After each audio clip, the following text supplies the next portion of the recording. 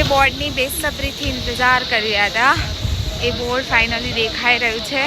केदारनाथ धाम में सभी भावी भक्तों का स्वागत है। बताओ जो तमने वंचाई રહ્યું છે વાંચ્યું केदारनाथ धाम में भावी भक्तों का स्वागत है।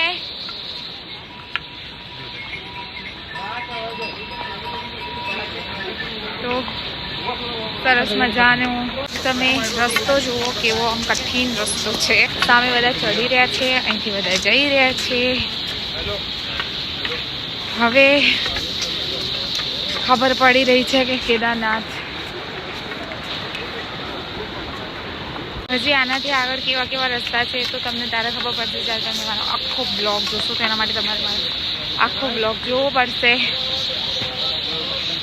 તમે હવે જોજો અત્યારે કેવો રસ્તો છે, તમે આમ ખુશ થઈ જશો।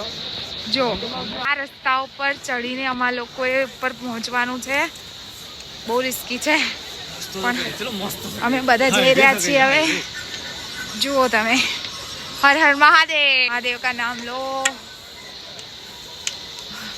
और चढ़ाई करते रहो। આમ તો ગૌરીકુંડ માટે તમને 50 રૂપિયામાં ગાડી મળી જ જાય છે, પણ ભીડ એટલી બધી છે કે ગાડીઓ મળતી નથી। તો અમારે તો ઉપરથી ગૌરીકુંડ સુધી બી 5-6 કિલોમીટર ચાલીને જવું પડશે। તો કેદારનાથના 24, ગૌરીકુંડના 6 કિલોમીટર, તો ગણી લો કેટલા કિલોમીટર થયા। તો આવું બી થાય છે। હા, જોકે ઘોડા ને બધાની વ્યવસ્થા છે, પણ ચાલી જ નાખીએ તો સારું રહેશે, એટલે ચાલીએ છીએ। તો હજી અમે ગૌરીકુંડ પહોંચ્યા નથી, અમે ચાલીને જઈ રહ્યા છીએ એટલે। પણ અત્યારે રસ્તામાં અહીંયા ચા પીવા ઊભા છે,